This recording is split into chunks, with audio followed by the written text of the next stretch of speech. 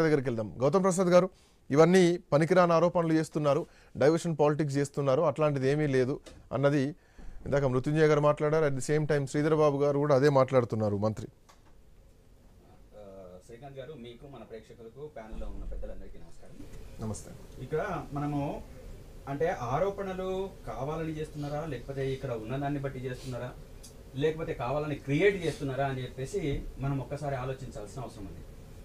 మొన్న జరిగిన క్యాబినెట్లో కాంగ్రెస్ ప్రభుత్వం ఏర్పాటు చేసిన క్యాబినెట్ లోనే తీసుకొచ్చిన పాలసీ, ఆ policy Hyderabad industrial lands transformation policy, HILTP. ఇది పాలసీ.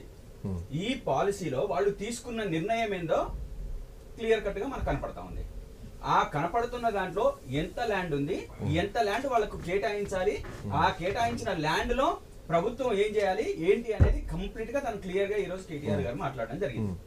దాన్ని బేస్ చేసుకొని మాట్లాడకుండా ఈ రోజు మృత్యుంజయ గారు నాకు తెలిసి వితౌట్ ఇన్ఫర్మేషన్ మాట్లాడుతున్నారు. తను మాట్లాడాలి కాబట్టి మాట్లాడుతున్నారు తప్ప నిజంగా ఈ పాలసీ ఏమన్నా చదివిందా చదవలేదా అనేది నాకైతే తెలియదు. దయచేసి తను ఒక్కసారి గమనించాలని చెప్పేసి కూడా నేను అంటున్నాను. అంటే ఇక్కడ ఈ పాలసీ ప్రకారము వాళ్ళు తీసుకొచ్చిన దాని ప్రకారము వాళ్ళు ఒక 4-5 అంటే ఒక నిబంధనలు పెట్టుకున్నారు. ఆ నిబంధనల్లో భాగంగా వాళ్ళు ఏం చేసుకున్నారంటే వారం రోజుల్లో అప్లికేషన్ తీసుకోవాలి. ఇది పాలసీ పరంగా మేము చెప్పింది కాదు. వారం రోజుల్లో అప్లికేషన్ పెట్టుకున్న వాళ్ళకు స్క్రూటినీ, మరో వారం రోజుల్లో స్పెషల్ పిఎస్ ఆధ్వర్యంలో కమిటీ అప్రూవల్, మరో వారం రోజు కట్టాల్సిన ఫీజు డిమాండ్ మొత్తం కట్టేసేయాలి, 45 రోజుల్లో డబ్బులు కడితే మొత్తం ప్రక్రియ పూర్తి చేస్తామని చెప్పేసి వాళ్ళు తీసుకొచ్చిన పాలసీ ప్రకారం గ్రౌండ్ ఈజ్ ఆల్రెడీ ఒప్పందాలు కుదుర్చుకున్నారన్నది గ్రౌండ్ రియాలిటీ. కాబట్టి దీని ప్రకారంగా వాళ్ళు చేసుకుంటూ పోతుంది. ఎంత చేస్తున్నారు అంటే దాదాపు 9,292 ఎకరాల భూమి ఇది. మనం పరిశ్రమలకు ఇచ్చిన భూమి. ఆనాడు కేటీఆర్ గారు క్లియర్ గా చెప్తున్నది ఏంటంటే ఇండస్ట్రియల్ కు మనం ఏదైతే ఆ రోజు అంటే for the sake of people, society కోసం సేకరించబడ్డ భూమి వివిధ కంపెనీలకు మనం ఆ రోజు రాయితీల మీద భూమి ఇచ్చినాం. ఈవెన్ ఆ రోజు లగచర్ల ఫార్మా విషయంలో కూడా ఈ భూములు ఉన్నాయి కదా, దీంట్లో ఎందుకు వాడుకోవట్లేదు, దీన్ని వాడండి అని చెప్పేసి కూడా డిబేట్ చేసినాం. ఆ భూమి ఉన్నాక ఎందుకు అక్కడ తీసుకుపోయారు? ఫార్మా క్లస్టర్, ఫార్మా సిటీని అక్కడ ఉంది కదా, దాన్ని చేసుకోవచ్చు కదా. 19,000 ఎకరాల ఫార్మా సిటీ మనం క్రియేట్ చేసి పెట్టిన తర్వాత మళ్ళీ అక్కడికి ఎందుకు వెళ్ళినామని చెప్పేసి చెప్పాం.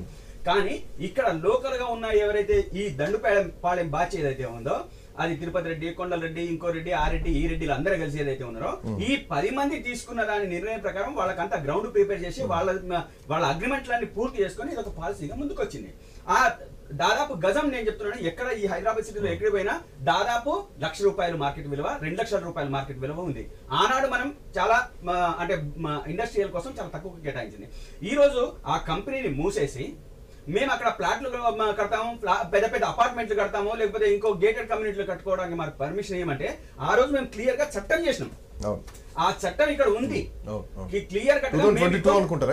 మేము క్లియర్ గా 2022లో క్లియర్ గా చట్టం చేసినాం. ఈ చట్టంలో భాగంగా ఎవరైనా పారిశ్రామికవేత్తలు అనివార్య కారణాల వల్ల వాళ్ళ పరిశ్రమలు మూతపడితే వాళ్ళు డైరెక్ట్ అయితే గనక, ఓనర్ అయ్యి ఉంటే గనక వాళ్ళు 100% ఫీ చెల్లించి ప్రొసీడ్ కావాలి. ఒకవేళ ఇంకో పర్సన్ కి అమ్మితే కనుక 200% చెల్లించి ప్రొసీడ్ కావాలని చెప్పేసి ఆ రోజు మేము చట్టం చేస్తే దాన్ని ఈ రోజు 30% ఇచ్చేసి మీరు తీసుకోండి అని చెప్పేసి అంటే లక్షల కోట్ల రూపాయలు కుంభకోణం కాకపోతే ఏం కుంభకోణం? రిమైనింగ్ 70 ఎవరి జేబులోకి పోతున్నాయి అనేది ఇది పెద్ద ప్రశ్న. ఇది ప్రభుత్వ ధనాన్ని కొల్లగొట్టడం, నిట్ట నిలువు దారి దోపిడీ చేయడం. దొంగల బ్యాచ్ ఉంటది కదా, రోడ్డుకు నడమధ్యలో నిలబడి నిట్ట నిలువుగా దోపిడీ చేస్తారు చూడు, అది మొత్తం బట్టలు లేకుండా దోపిడీ చేసే విధానం ఈ రోజు క్లియర్ కట్ గా. ఈ రోజు రియల్ ఎస్టేట్ వ్యాపారంలో నుంచి వచ్చిన రేవంత్ రెడ్డి గారికి ఎక్కడ లొసుగులు ఉంటాయి, ఏ విధంగా ల్యాండ్ పూలింగ్ చేయాలి, ఏ విధంగా ల్యాండ్ మీద పడాలి, దాన్ని ఎట్లా కొల్లగొట్టాలని చెప్పేసి ఈ రోజు చాలా పెద్ద పకడ్బందీ ప్లాన్ చేస్తున్నాడు. కాబట్టి దాంట్లో భాగంగానే ఇదంతా చూడాలా. అదే విధంగా ఈ రోజు మృత్యుంజయ గారు మేము చెప్తున్నాం కదా, మీరు కేటీఆర్ గారి మీద వచ్చిన ఆరోపణకు దీనికి సంబంధం లేదు. ఒకవేళ కేటీఆర్ గారి మీద మీరు దమ్ము ధైర్యం ఏదైనా మీకు ఉంటే కనుక మీరు అరెస్ట్ చేసుకోండి అని చెప్పేసి చెప్తున్నాము. దాంట్లో శాంటిటీ ఉంటే, మీరు పెట్టిన కేసు మీద ఎటువంటి శాంటిటీ ఉంటే కనుక మీరు చేసుకోండి అంటున్నాము. అక్కడ ఎక్కడ అవినీతి కానీ, అక్రమం కానీ, అదేవిధంగా ఎఫెన్స్ కానీ ఎక్కడ ఏది జరగలేదు. మీరు జరగకుండా దాన్ని ముందుకు తీసుకొచ్చి మీ మీద పడ్డ హామీలన్నీ, ఇచ్చిన హామీలన్నీ కూడా ప్రజలకు ముంచడం కోసం, ఆ హామీల్ని ఎగ్గొట్టడం కోసం చేసే ప్రయత్నాల్లో భాగమే ఈరోజు మీరు ఏమైనా కళ్ళబొల్లి మాటలు మాట్లాడతారు. మీరు ఏ విచారణ కాదు, ఇక్కడ నుంచి కాదు, రాష్ట్రపతి దగ్గర నుంచి మీరు పర్మిషన్ తెచ్చుకొని చేసినా, ఇక్కడ గవర్నర్ దగ్గర నుంచి చేసినా మాకు ఎటువంటి పాయింట్ ఏంటంటే అభ్యంతరం. మీరే బురద జల్లేటువంటి ప్రయత్నం చేస్తున్నారు. ఇక్కడ కుట్ర అంతా గత ప్రభుత్వంలోనే జరిగింది. ఇండస్ట్రియల్ పాలసీ పైన కావాలనే కేటీఆర్ దుష్ప్రచారం చేస్తున్నారు. మీరు ప్రెస్ మీట్లు పెట్టి కాంగ్రెస్ పార్టీ ప్రభుత్వం ఏదో లక్షల కోట్లు దోసుకునేటువంటి కుట్ర చేస్తుందంటూ బురద జల్లుతున్నారు. లీజ్ భూములను మొత్తం కూడా ఫ్రీ హోల్డ్ చేయాలని గతంలో మీ ప్రభుత్వమే చెప్పింది. మీ ప్రభుత్వమే జీవోలు తీసుకొచ్చింది. ఫ్రీ హోల్డ్ భూములకు ఇన్ఫ్యాక్ట్ ఆ ఫీజు ఏదైతే ఉంటుందో ఆ ఫీజును మాత్రమే కాంగ్రెస్ పార్టీ ప్రభుత్వం తీసుకొచ్చేటువంటి ప్రయత్నం చేస్తోంది. కేటీఆర్ చెప్పేటువంటి 30% భూమి ఏదైతే ఉందో అది 30% అనేది భూమి విలువ కాదు. That's only for confirmation fee మాత్రమే. సో దీన్ని మీరు రాంగ్ పోర్ట్రేట్ చేస్తున్నారని కాంగ్రెస్ పార్టీ ప్రభుత్వం మంత్రి శ్రీధర్ బాబు చెప్తున్నారు. ఇప్పటికీ వాళ్ళు ఇంకా చేరుకోలేదండి. వాళ్ళ మీద దాని మీద ఇంకా స్టడీ చేయలేదు. ఇప్పుడు దాన్ని కౌంటర్ చేయాలి కాబట్టి ఇమీడియట్ గా వచ్చి చేస్తున్నారు తప్ప ఈ చట్టం ఒకసారి చదవమనండి. ఫ్రీ హోల్డ్ కు సంబంధం ఉండదు కదా. Free hold is something different like a token. అంతేగాని అంటే వాళ్ళు రకరకాల దాన్ని ఏ విధంగా మ్యానిపులేట్ చేయాలో వాళ్ళకి అర్థం కావట్లేదు. దాన్ని ఇప్పుడు కొత్తగా కొట్టివేయాలి. మేము చేసిన ఆరోపణ నిజమా అబద్ధమా అని చెప్పేసి ప్రజల్లోకి వెళ్ళి ఒక చర్చ జరుగుతుంది కదా. ఈ చర్చని కొట్టిపడేయాలని చెప్పేసి అంటే కొత్త ఆరోపణ చేయాలి తప్పితే ఇంకొకటి లేదు. మరి లేకపోతే నువ్వు కొత్తగా 30% అని నువ్వే కదా పెట్టింది చట్టంలో. ఈ 30% కాకుండా మిగతా 70% దేనికి పోయినాయి, ఎవరికి పోతాయి, ఇది చెప్పాలి కదా మీరు సమాధానము. ఈ సమాధానం చెప్పకుండా మీరు ఎక్కడికి పారిపోతారు? అంటే ఎస్ఆర్ఓ వాల్యూ ఎంత ఉంది, మార్కెట్ వాల్యూ ఉంది ఎంత ఉంది, ఈ ఎస్ఆర్ఓ మార్కెట్ వాల్యూ మధ్య ఇంత వ్యత్యాసం ఎందుకు ఉంది, మీరు ఎవరికి ఇస్తున్నారని చెప్పేసి ఒక చర్చ జరగాలి కదా. మీ దృష్టిలో ఇప్పుడు ఎంఓఏలు అయిపోయినాయని చెప్పేసి మీరు భావిస్తున్నారు? ఈ దండుపాలెం బాధ్యతనే ఆ రోజు అయిపోయినాయి. వీళ్ళు ఎవరైతే పారిశ్రామికవేత్తలు ఉన్నారో దాని మీద కన్నేసిన ఈ 9,292 ఎకరాలకు సంబంధించిన అసలు ఓనర్లతోని దండుపాళి బ్యాచ్ కు ప్రభుత్వం అదే సవాల్ చేస్తోంది. ఒకవేళ ఎంఓయూలు అయినట్టు నిరూపిస్తే మేము దేనికంటే దానికి సిద్ధం, ఆరోపణలు లేకుండా నిరాధారమైనటువంటి ఆరోపణలు చేయొద్దని చెప్పి చెప్తున్నారు. ఆ రోజు ఇట్లనే సేమ్ హెచ్యు భూముల మీద కూడా మా మీద అనేక రకాలుగా మీరే చేసినారు, అట్లా చేసినారు, ఇట్లా చేసినారు అని బుద్ధ తల్లిరు. వాస్తవికత ఏంటో బయటపడ్డది కదా. సుప్రీంకోర్టు బయటకు వచ్చి చెప్పింది కదా. అంటే మేము ఏది ఆరోపణ చెయ్యం. ఈ తెలంగాణ యొక్క ఆత్మ మాలో ఉంది. తెలంగాణ రాష్ట్రాన్ని రక్షించగలిగే కెపాసిటీ, సత్తా, ధైర్యం, దమ్ము మాకే ఉంది. దీంట్లో అణువణువున ఏం జరుగుతుంది, ఎక్కడ ఏం లొసుగులు ఉన్నాయి, ఈ లొసుగుల్ని వాళ్ళు ఎట్లా వాడుకొని ముందుకెళ్తున్నారు, ప్రజాధనాన్ని ఎట్లా లూటీ చేస్తున్నారు అని చెప్పేసి క్లియర్ చెప్తున్నాను. మీకు నేను క్రియేట్ చేయడం కాదు శ్రీకాంత్ గారు, స్వయంగా ముఖ్యమంత్రి గారు మేము 6 నెలలు నోరు కట్టుకుంటే 40,000 కోట్ల రూపాయలు ఇవ్వడం పెద్ద కష్టం కాదు. మీరు చేసిన కామెంట్ ఒకటి, శ్రీధర్ బాబు చెప్తున్నది ఒకటి. గ్లోబల్ సిటీ కావద్దని కేటీఆర్ అడ్డుకుంటున్నారు. ఎవరు ప్రైవేట్ వ్యక్తులు బాధపడాల్సినటువంటి అవసరం లేదు, భయపడాల్సినటువంటి అవసరం లేదు, వాళ్ళు ముందుకు రండి అని చెప్పేసి శ్రీధర్ బాబు మాట్లాడుతున్నారు. ఎందుకు నిజమే అయితే గనక ఖచ్చితంగా వాళ్ళు రారు. మేం చేసిన ఆరోపణ గనక నిజమైతే వాళ్ళు ముందుకు రారు. ఒకవేళ వచ్చిందనుకోండి నిజాలు ఖచ్చితంగా మా ప్రభుత్వం వస్తుంది.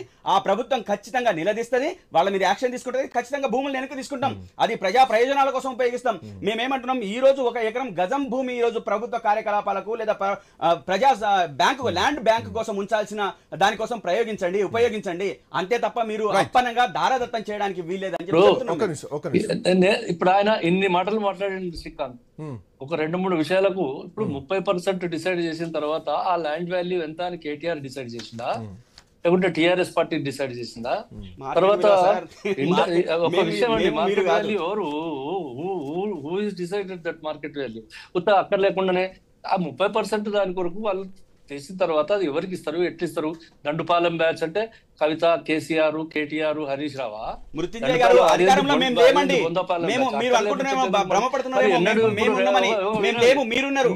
కదా అధికారంలో మీరున్నారు, మేము కాదు. మేము కాదు, మీరు మళ్ళీ మర్చిపోయి మేము ఏమంటున్నా. Please try to listen. ఇంతసేపు మాట్లాడితే విన్నా నేను. తెచ్చుకో. నేనేమంటున్నా అంటే దండుపాలెం బ్యాచ్ అని అనే ముందర అసలు 10 సంవత్సరాలు ఏ బ్యాచ్ ఇవన్నీ కార్యక్రమాలు చేస్తుంది రాష్ట్రం లోపల? ఎన్ని లక్షల భూములను 19,000 ఎకరాలు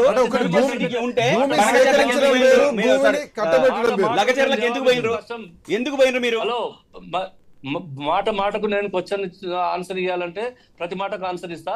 ఇప్పటిదాకా మీరు మాట్లాడితే నేను మొత్తం విన్నా. దయచేసి మీరు వినేటువంటి ఓపిక ఉండాలి. ఇండస్ట్రీస్ మినిస్టర్ గా మంత్రి మాట్లాడితే మంత్రిని కూడా మీరు చదువుకోలేదో అని మాట్లాడితే దానిలో ఏమైనా అర్థం ఉన్నదా, మీనింగ్ ఉన్నదా?